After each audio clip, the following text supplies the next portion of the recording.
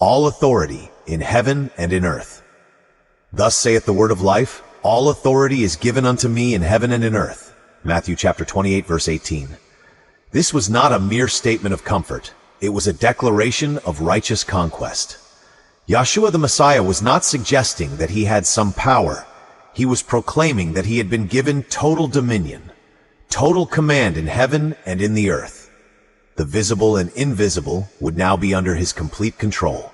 This statement establishes his rule over every breath drawn by mankind and beasts alike, control over every movement of creation, over every earthly government, and over every spirit that exists. The prophets saw this coming long before Bethlehem. Daniel chapter 7 verses 13 and 14 foretold it. And there was given him dominion and glory and a kingdom, that all people, nations, and languages should serve him. His dominion is an everlasting dominion, which shall not pass away. The Ancient of Days, Yahweh himself, crowned Yeshua with eternal sovereignty. It was not inherited through lineage or stolen by rebellion. It was granted through obedience unto the death of the flesh, as Philippians chapter 2 verses 8 through 11 declares.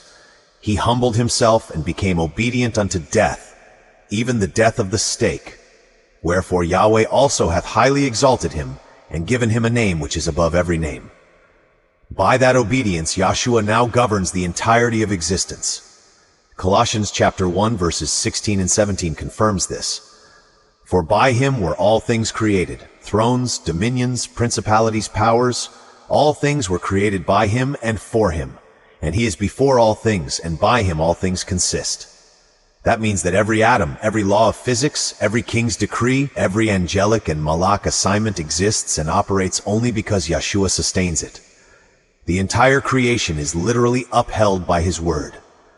When Hebrews chapter 1 verse 3 says, he sat down at the right hand of the majesty on high, it means that he took his throne as reigning king, not as a passive observer. He is the active ruler who upholds all things by the word of his power. He directs demons to war, he allows kings to rise and fall, and he establishes boundaries for nations as he pleases.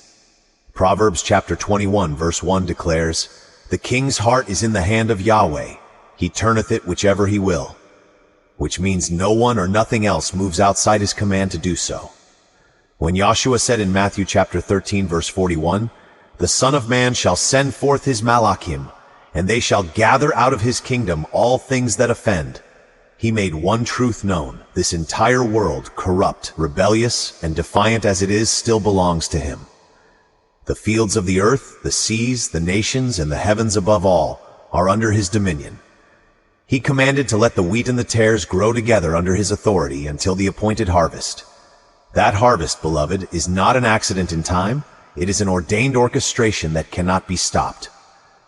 The world today looks chaotic, of course, but that chaos is under his control. Every war, every pestilence, every moral collapse is still a move on the chessboard of prophecy, and Yeshua is the one moving the pieces. When he said in Matthew chapter 5 verse 17, think not that I am come to destroy the law or the prophets. I am not come to destroy, but to fulfill. He revealed his duty and his mission, not to abolish the truth, but to bring every judgment and prophecy to their completion. His crucifixion fulfilled the law's sacrifice. His return will fulfill the law's judgment. Yeshua is the living word written in Isaiah chapter 55 verse 11. So shall my word be that goeth forth out of my mouth. It shall not return unto me void, but it shall accomplish that which I please. That word is accomplishing every purpose now, this very second, through kingdoms collapsing, through nature trembling, through men's hearts failing for fear. Psalm chapter 46 verse 6 says, the heathen raged, the kingdoms were moved. He uttered his voice, the earth melted. That voice is the voice of Yahshua, ruling by ordained decree. Make no mistake, people, he is not waiting for the end to come to this earth. He is the one executing it. Revelation chapter 6 verses 1 and 2 shows the Lamb himself breaking the seals. The rider on the white horse does not come from Satan. It comes by the command of Yahshua himself. He opens the seals, he sends the riders, he releases the judgments, and he oversees the unfolding of every prophetic event. This means that every headline of destruction and chaos is the movement of his hand. Yeshua reigns from a throne surrounded by lightning and thunder. Revelation chapter 4, verse 5. Every sound in heaven echoes with his purpose. When the nations rage, Psalm chapter 2, verse 4 says, "He that sitteth in the heavens shall laugh." Why does he laugh at the foolishness that the people of the nations rage about? Why? Because he has already written the ending before the beginning of the world. The wicked of the world are running their course, but they are still running their course according to his plan, not their own.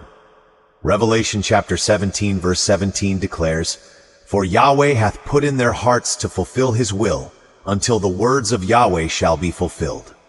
Even the beast, the false prophet, and the armies of rebellion are all on his leash. They do not act freely or as they choose to. They act prophetically according to what has been written. The sovereignty of Yeshua extends into the darkness itself. Isaiah chapter 45 verse 7 declares, "I form the light and create darkness. I make peace and create evil.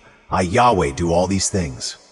This truth shatters the weak theology of every single modern-day religion. The Messiah is not at war with mankind's future. He is the one that wrote it. He commands the storms. He commands the famines, the war, and even the rebellion of mankind, using them as instruments of the fulfillment of every word that proceeds out of the mouth of the Almighty. Therefore, understand this: Yeshua's mission has not yet concluded. The law and the prophets are not yet fully fulfilled, because the judgment portions of the word still remain unfinished. He fulfilled the redemptive half at his first coming, but now he must fulfill the destructive half at his second and third returns. 2 Peter chapter 3 verses 10 through 12 declares, "But the day of Yahweh will come as a thief in the night, in which the heavens shall pass away with a great noise, and the elements shall melt with fervent heat." This is not a poetic metaphor, people. This is the end of the present-day order by fire consuming the rebellion of mankind, the pollution of sin, and the vanity of the nations. He will fulfill Revelation chapter 19 verses 11 through 16, where the heavens open up and the rider on the white horse appears. His name is called the Word of Yahweh.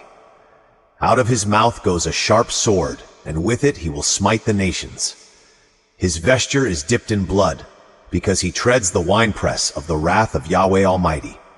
He comes not as a meek lamb this time, but as the conquering king, and on his vesture and on his thigh a name is written, King of Kings and Ruler of Rulers.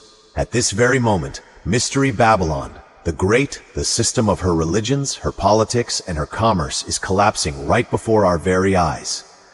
Revelation chapter 18 verse 8 declares, "Therefore shall her plagues come in one day, death and mourning and famine, and she shall be utterly burned with fire, for strong is Yahweh Almighty who judgeth her." Every corrupt empire that rises today is standing on borrowed time. Every government, every false church, every proud nation. They are all walking toward their appointed destruction under the orchestration of Yeshua, the King of Kings. This is why this congregation should never fear the trembling of the earth or the collapse of the nations. These things must come to pass. As Yeshua told us in Luke chapter 21 verse 28, "When these things begin to come to pass, then look up and lift up your heads, for your redemption draweth nigh." The destruction of this world is not our defeat. It is his victory. He reigns now.